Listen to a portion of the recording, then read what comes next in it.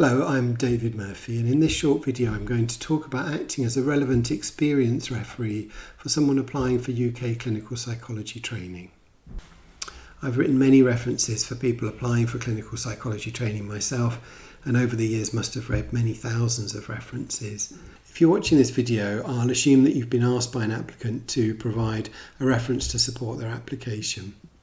I'd like to start by saying thank you for agreeing to act as a reference, not just on behalf of the person whose reference you're writing, but on behalf of the clinical psychology training community and the profession as a whole. References play a key part in the selection process, often more so than referees are aware of. I can't make a video like this without pausing just for a moment to say that I personally believe that there are a number of aspects of the process for selection for clinical psychology training at the moment which do not promote diversity and inclusion, and it's an area that I've spoken of about a number of times, and I certainly include the reference aspect of the selection within that. So I think there's certainly aspects of this process that could be improved. In terms of advice for people giving references, I think the most important thing for me to say, and to some extent if you're watching this video you probably don't need me to say it, but is don't take the process lightly. You probably, like me, write job references for people all the time. Every week you're responding to one request or another. This reference is nothing like most of the references that you will be writing. I think there are a couple of things that it's important to understand in terms of why these references are different. The first is that clinical psychology is highly competitive. On average, an individual course receives on average 25 applicants per place. Although on average courses receive about 25 applications for each place, most courses interview only about 3 applicants per place or less. That means that 90% or so of all applicants are not shortlisted, and this decision on shortlisting is based solely on the information courses receive from the clearinghouse, and that information consists of the applicants' academic grades, their employment history, and information they write about themselves, and the reference that you write about them. Now, given that almost all applicants have a 2:1 degree or above, almost all applicants come with relevant experience, it's often the reference that is the most differentiating part of that information. Some courses also rely on online tests as part of the shortlisting process, but those courses, the majority of those courses, still also rely on the references as part of their decision-making process. Courses do vary in terms of the number of applications they receive per place. For instance, when I was the director of the Oxford course, we received over 40 applicants per place. However, regardless of which course they're applying for, it's important to bear in mind that in 9 out of 10 cases, the decision on whether the person progresses to clinical psychology training will be made at the shortlisting stage, where the only information available is what's on their form and what you write about them. Though, as I've said, what referees write often has a wider range than the other information on the application form. In my own experience, this is often a product more of the referee's knowledge of what the courses are looking for in terms of those references than it is of the applicants themselves, and it's for that reason that I've made these videos. The reference form asks about a number of specific competencies, and in most courses ratings of those competencies based on the reference form are used as part of the shortlisting decision-making process. So realistically, if you're rating an applicant low on those competencies, given the competitiveness of training, they really don't stand much chance of getting shortlisted. in that sense, I think the very term reference is slightly misleading as part of this process, and actually they function more as letters of recommendation.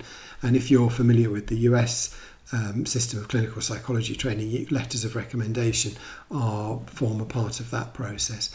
And I think the way that references are used in UK clinical training is effectively quite similar to that.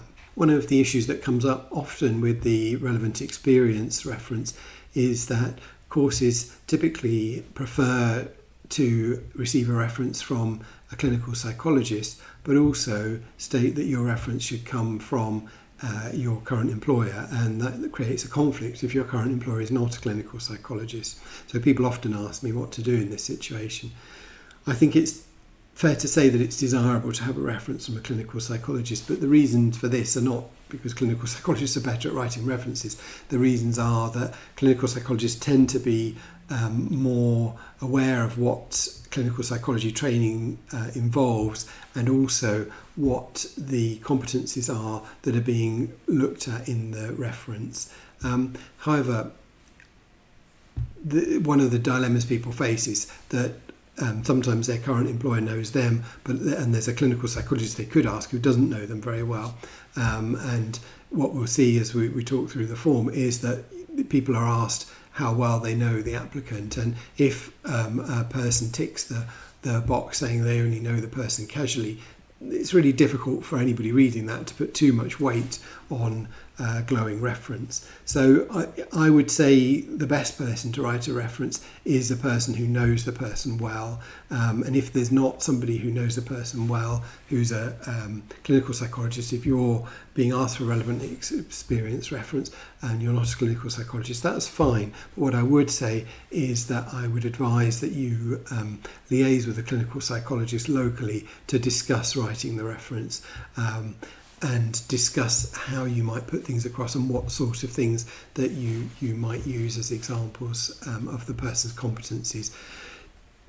One of the things, as I've mentioned earlier, I've been doing this selection for many years, and the one thing that always leaves me with the most sinking feeling is reading a form and then getting to the reference, in this case the relevant experience reference, and the person has written a reference but clearly not really understood what's being looked for. So they're focused on quite generic competencies and talked about how friendly the person is and how good their timekeeping is, but they haven't really addressed the competencies that the form is looking for.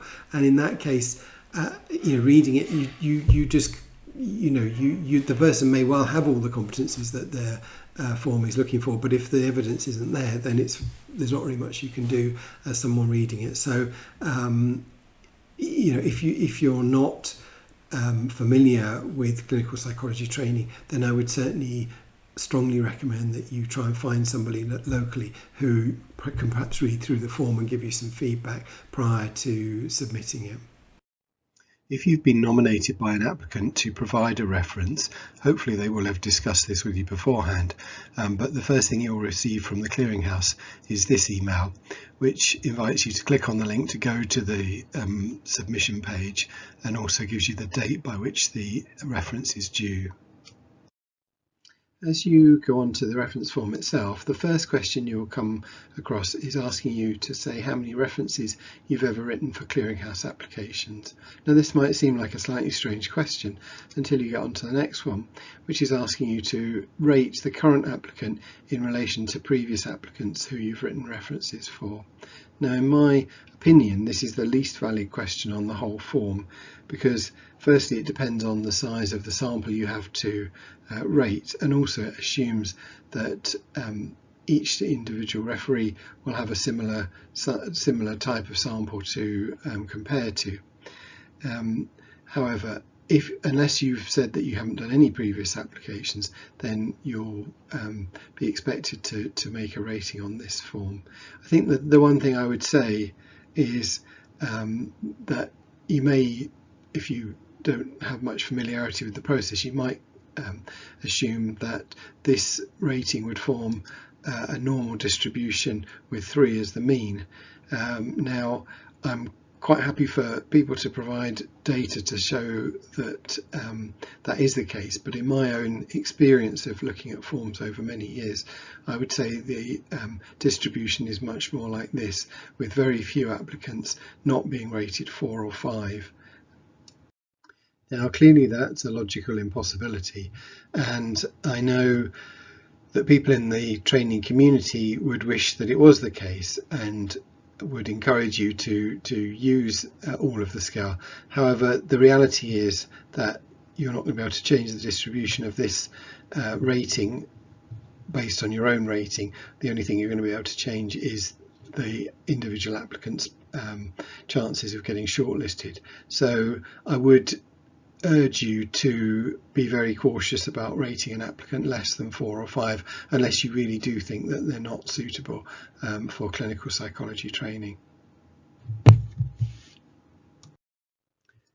The next question you come to is a fairly straightforward yes/no question asking you about whether you'd employ the applicant again in a similar role.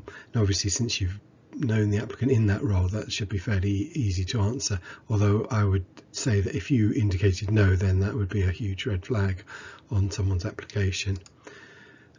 Right at the end of the form you have another judgment to make, which is much more difficult because that's asking you about their applicant's ability to complete a clinical psychology training course, and obviously you haven't known them in that capacity.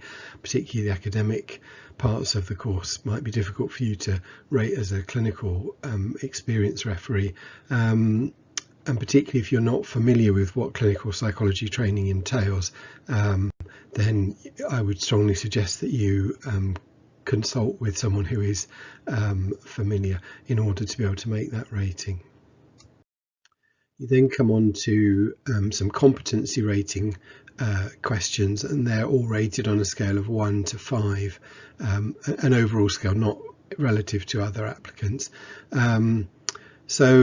Again, these are rating specific competencies related to clinical psychology training. I think again it's worth making clear that and I suppose in this case you wouldn't necessarily expect that it would have a normal distribution with a mean of 3, because you might assume that people who are higher on these scales would apply to clinical psychology training because of how competitive it is. But I mean, I think it's fair to say that based on my own personal experience, I would say that most people are rated 4 or 5 on these scales, and if people are rated 3 or below, that does make them stand out. And in fact, that's kind of indicated in the Clearinghouse's own notes that say if you've rated someone 3 or lower, then you should give some reasons in the text. So again, I'm not saying that you shouldn't flag up if there are particular weaknesses. Obviously you've got a responsibility to do that, but I think you need to be aware of how the scale is likely to the distribution is, and also again you certainly want to give some explanation about that because it will make the candidate stand out. So the next 3 questions are again competency-based questions, but these are free text questions, so they relate to intellectual competence, ability to perform in the clinical situation, and interactions with colleagues. The Clearinghouse notes suggest that you need to put enough detail for it to be meaningful, but also not so much that it makes the form excessively long, and to give brief examples. So I'll just work through an example of that. So in this case, I've taken the performance in a work situation question. Now, sometimes you do see responses that are very brief and don't give any example or evidence.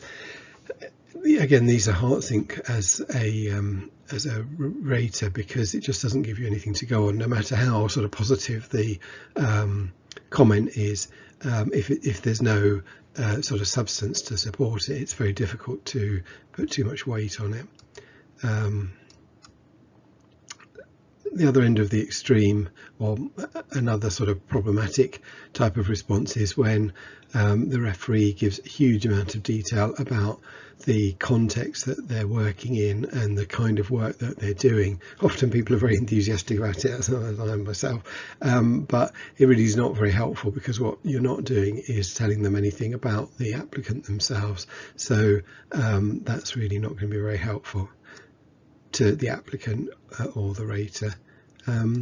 Finally, I've just put an example here. The key thing about a sort of effective reference is to just be clear about what the applicant's done, and no one's expecting them to have, done things that are only appropriate for qualified clinical psychologists to do, but what the raters are going to be looking for is to look for evidence of demonstration of the competencies that have been specified in the person's day-to-day work. So, for example, I've put here about use of supervision and exactly how they've done that, and how they've performed in the work setting. So this would be an example of a kind of helpful type of reference. Now, I've mentioned that if an applicant is rated low on the competencies that are being assessed by their referee, they stand little chance of being shortlisted, because of the competitive nature and because of the significant investment that the NHS puts into this training and the nature of the work. However, I want to be very clear that what I'm not suggesting is that you give an inaccurate reference. It's obviously really important that referees, because of the way the references are used, form a part of the selection process, and you as a referee have a responsibility to provide an accurate reference. However, I think it's important for you to be aware of the way that the references are used, and if you are going to rate an applicant low on any of the competencies, I would suggest that you discuss that with the applicant before you submit your reference. So that brings us to the end of this short video. Just remains for me to say thank you for watching, and also thank you for the important role that you're playing in clinical psychology training by providing a reference for an applicant. Thank you and goodbye.